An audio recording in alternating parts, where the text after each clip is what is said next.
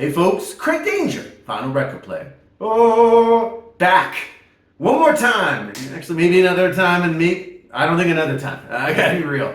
We're back with 1978, underrated must-have LPs. I have 5 of them. We're tickling the fancies of every single genre you might imagine.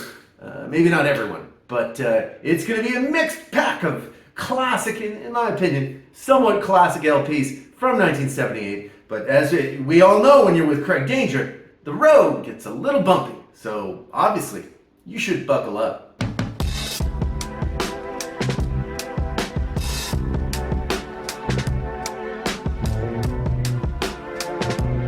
And we're back. Not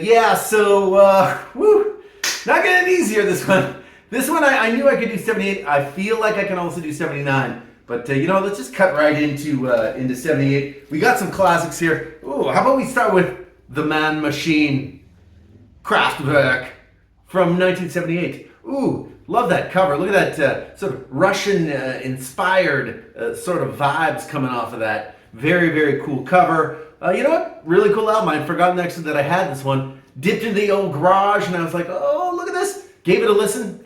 Whoa, classic. This, of course, is Kraftwerk's 7th album.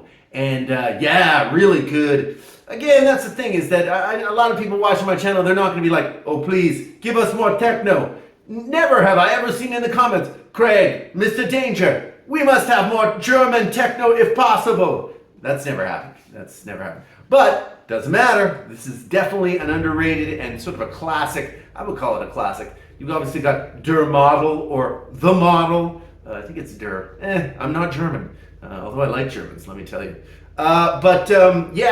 Ooh, this is another album that'll make you like Germans, friends. I'm telling you. Really kind of, really sparse sounding at times, but everything is for 4 extremely white German men. There's a little bit of funky business going on here. A lot of sort of tight sort of synth vibes. Very dancey, I'm told, and again, I don't have massive Kraftwerk. This is the only album I own by them. But you know what? Really accessible record. I think from what I'm reading, this is probably their most accessible record as well. The Model, of course, is a classic. Something you might look for. There was a mashup with Khalees's Milkshake and The Model. And also, if you can find the German version of The Model. Ooh, sounds great. Sounds fantastic. But, there's other classics on this. Space Lab is good. Neon Lights. Metropolis. All very cool. Like I say, this album is really kind of fun. Again, it's not a singer's album. This is not really one for those who like they vocals hot. Because, these dudes, I'm going to go ahead and say that not the best singers I've ever heard. But again, it's not really about that. It's sort of about the sort of robotic electronic vibes coming off of this album, which again, really foundation of techno in general. Obviously, everything from Detroit would kind of be coming out of the ashes of this. And then, of course, you have, your classic sort of Daft Punk, stuff like that. Like they haven't heard some Kraftwerk records. Come on now.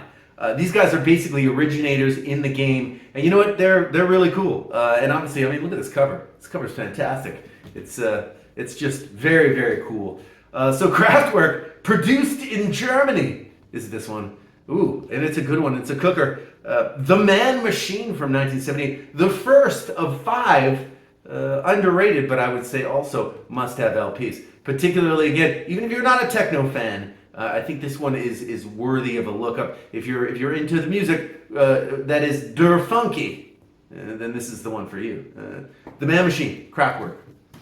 And just want to also mention, I wanted to thank everybody who's been tuning into the videos, watching, liking, subscribing. Certainly liking is huge, I've noticed, for the videos. But subscribing, obviously loving the subscribers, loving some of the conversation that we're having in the comments. Man, a lot of real music lovers are watching old Craig Danger, and I'm impressed. I'm impressed with the knowledge. You're an impressive crew, old audience. But anyway, don't forget to like and subscribe. And again, thank you again for tuning in and checking out this, what has been a pretty significant series. The underrated must-have LPs. Again, you got anything from 78? Go ahead, put it in the comments. Yes, I know. At the time, I'm telling you, this was deeply underrated. This, of course, is Hear My Dear by Marvin Gaye. Now, this album, of course, came out of the ashes of Marvin Gaye's marriage to Anna Gordy, of course, sister of Berry Gordy, sort of the maestro and key money taker behind Motown Records throughout basically the 60s, 70s. And I mean, he probably still owns a piece now. I'm not sure. But anyway, at this point, basically what was happening was Marvin was settling in with his new lover, Janice Turner. A very young lady was Janice. But if you've been watching this series, you might notice, oh, is this the second underrated LP by Marvin Gaye this particular decade? Yes. And that's really because this is actually an astonishingly good album. It's a double LP, first off. And oh, look at this. Classic stuff. Beautiful gatefold here. Of course, again, a double LP. And then on the back, you got this beauty. And then, of course, we got Marvin on the front as sort of a Greek statue. Greek statue, Marvin, they used to call it. At any rate, wow, this is a really, really interesting record. Basically, Marvin, he goes ahead with a divorce with Anna Gordy, and the lawyers somehow negotiate a situation where his next LP will be half of the royalties will go to Anna as part of sort of the marriage settlement. So he's like, at first he's like, well, you know, a lot of dudes were just like, I'm just going to put out a turd, baby. I'm going to put out a turd, a live album, or I don't know, something crappy, and then we'll give that to Anna, and hopefully he doesn't sell any records. Get out of here. But instead, what happens is he starts writing it, and he realizes, I'm going to write a personal album. So basically what this is all of this album is basically his life with Anna, his life with Janice. Super easily his most personal album ever. And it's, you know, there are points in here, like there's a bit where it's like, why did you have to call the police? And stuff like that. And you're like, whoa, Mark, what? So it's a real kind of like window into what was happening into his life right now. To the point where it's kind of like, bro, you're heading into too much information territory. But that's part of sort of the genius of this one. Not only did he write this as far as the music, and he did a lot of playing on this one. He sort of jammed it out. He actually wrote the lyrics on this, and apparently Marvin wasn't usually the writer of lyrics, but in this one, woo, does he ever come out? And he comes out big time. Wow, very personal album, like I say. Again, the gatefold on the middle, you see it's sort of a Monopoly board, and it says Judgment. Basically, he's not super happy that this album is, it's basically all the cash going to Anna. Well, at least half the cash. But hey, at the time, it's sort of a deeply underrated album. The critics didn't mind it, but really was one of the worst selling albums of his 1970s work with Motown, which is all pretty stellar across the board. Here's the thing, so is this. This is really, really good. Really like a deep groove that goes all through it. You know, you start out with Hear My Dear. Anna's song is a really good one. Sparrow. When Did You Stop Loving Me? Kind of goes throughout the album as sort of like as a track. But again, it's a double album, this big dog. And wow, like I say, really good. There's elements of soul, doo-wop. Not a lot of doo-wop, not a lot of disco, but you know, there's a little taste of it on here. But yeah, again, this is just like another sort of deep double concept album by Marvin. In fact, I guess you could probably, if you were to relate it to something, you'd probably call it The Soul Blood on the Tracks by Dylan. Except of course, you know, the writing on this is just like, there's no metaphors, dog. It's just like, whoa.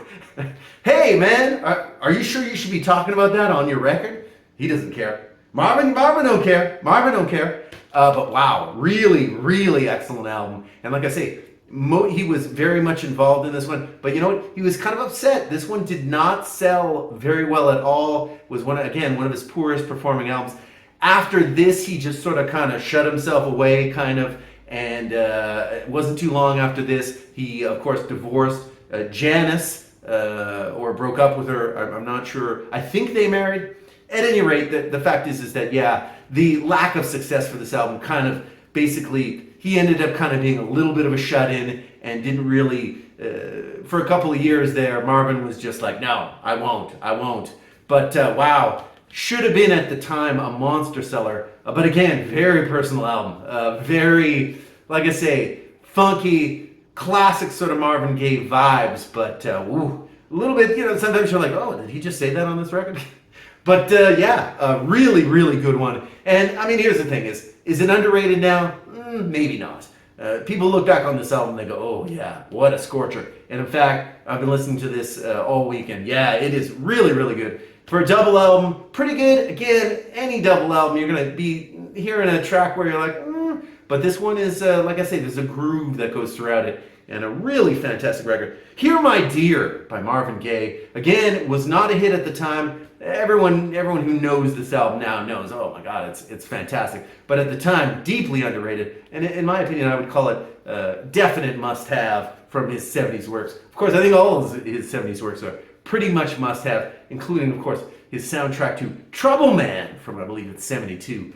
But yeah, it's a cooker, this one. If you can find this one, I'm going to have to get a better copy. The records are trash. The cover looks pretty good. This is likely a Canadian pressing. But, yeah, really good record. Again, Marvin Gaye, Hear My Dear, a double LP. 2 times the Marvin from 1978. A must-have, underrated, at the time anyway, album.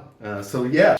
Next up, digging into the vaults for this one. No one's going to be like, oh, I bet he's going to pick Nick Gilder's City Nights from 1978. Yeah, no. I mean, you're like, what? Nick Gilder? Who's Nick Gilder? I'll tell you who Nick Gilder is. Nick Gilder is Hot Child in the City, people. 1978. Basically, Nick Gilder is in a band in 76 called Sweeney Todd. And they released a song that goes #1 in Canada. They're living in Canada. Nick is obviously originally from Britain. But, of course, he moves to Canada and starts a band, Sweeney Todd. They're very kind of glammy. They released a song called Roxy Roller. Roxy Roller ends up being a big hit in Canada, ends up going to #1. After kind of leaving Sweeney Todd, he kind of goes with his songwriting partner and says, you know what? Let's take this international, dog. Let's do it. And he basically releases, this is of course his second solo album. He did release a first one, but on his second solo album, what does he release? How about Hot Child in the City? Which then immediately goes to #1 on the US charts and Canada. Hey, here's the thing. Dude's technically a Canadian artist. He signs a US record deal. The shock there being that Canadian artists at this time not crossing over into the United States almost at all. But he does. Goes to #1. Like I say, Canada and US. A little bit of chart action in Australia as well. But, huge hit. Huge sort of summer hit in 78. And then, basically, Buckus. This album charts, obviously, on both sides of the border. Not, a real big seller, but a seller. He releases a second single, Here Comes the Night, which in my opinion is the real scorcher on this one. It's a night on the tiles, a funky, glammy, groovy night on the tiles with Nick. But yeah, that one I think went about like number 38. And after that, boom, that was it. Not a thing. So yeah, the rest of his career, he did about 3 or 4 more albums. He also wrote The Warrior by Patti Smith, or Patti Smythe. Obviously, Patti Smith with a Y, which ended up being #1 as well. Nick Gilder, actually a big, sort of a call to arms for him was, in fact, that he did have a #1 in a band in Canada, a #1 solo in Canada, and he wrote a #1 song, which of course would be The Warrior. Throughout the 80s, of course, he was a songwriter, wrote a lot of songs for like Bette Midler and various different artists, so dude made some cash. But again, this album is sort of him at his peak. A very glammy sort of vibes on this. It's 78, but he's like, well, are we sure it's not 72? Because wow, it's just very, very much of that vibe. A little bit more of a some metal licks now and again, just to throw in for good measure. But this is actually a really well-crafted album. Like I say, it's not just the singles. The rest of the album is actually very good too. A really good listen. And again, underrated, of course. Nobody even thinks about this album. Mainly because, again, it was just that #1 single, Hot Child in the City, which, I mean, basically everyone knows. Genius track. But again, Here Comes the Night goes ahead, and it's the dark horse galloping through this particular album. And woo, it's hot. It's a very good album. Nick Gilder, City Nights from 1978. Yep, oh, and there's him and the old band, just looking cool. And I mean, I'm going to say, I don't think you could look more 78 than this, people. Right here, right here. Nick Gilder, City Nights from 1978. Bit of a classic. Glam Sounds from 78, yes. And again, a little Canadian-British sort of interface, but really fun stuff, really fun stuff. And, oh, this is a good one too. Oh, I've had this one for actually quite a while. I still have the price tag on it. I'm going to take that off right away. But how about Tokyo Tapes? The Scorpions. Yep, another German band. 78, very heavy with Germanic rock and rock vibes, but and techno vibes, I guess you could say. But wow, listen to this week. Fun album. It's a live album recorded in Japan. Actually, it was recorded only a couple of days after Cheap Trick's Live at Budokan. Also, obviously recorded in Japan. Very cool. Here's the back of it. Obviously, I think it's Klaus Meine is the lead singer. And then, of course, you got some kind of awesome pictures in the middle. I mean, 78, Tokyo, this is what's happening. The Scorpions are what's happening. And basically what this kind of album does is, this is basically sort of the last playing of their sort of middle guitarist in the Scorpions. Of course, there was Michael Schenker first for the first couple of albums. Then he ends up joining UFO. And of course, who we have on here? How about Uli Jon Roth? Uli Jon Roth, really fantastic player. Oh, so good. I would say not the best singer. Not the best singer. Oh, he does a couple of, they not so good. Great songs, but man, Uli, you want to leave the singing to old Klaus? No with the singing, brother. No. But you know what? Really fun, and Uli Jon Roth is a goddamn player. Just a ripping all over the place. Really great sound. And yeah, no, it's a really great live album. This is, like I say, a greatest hits for kind of their early period before, Rock You Like a Hurricane and Big City Nights and way before Winds of Change. This, of course, is from 78. But yeah, this is a really fun album. I actually really enjoyed this. There's some stupid covers like Long Tall Sally. It's like, why? But again, really deeply rocking stuff. And yeah, Uli Jon Roth, sort of his last performances before he goes solo, because he's like, I'm not going to listen to Craig Danger. I'm just going to go solo and sing on all my tracks. Well, anyways, what I was reading about his solo career is that it was ill-fated. But again, brother, that's why you get a singer. Get a singer, Uli. But again, yeah, no, this is a really great album. Super enjoyable. Double live. And yeah, they even do like the Japanese national anthem and a Japanese folk song for the locals and stuff. Good vibes all over this. But yeah, a nice document. This is one of my only, you could classify this as kind of a hard rock metal type of album in terms of live albums, although I do have Deep Purple made in Japan as well. But you know what? This is really good. It's fun, and certainly if you're somebody who just thinks of the Scorpions as Rock You Like a Hurricane and well, their early material is actually really fun and actually often really excellent.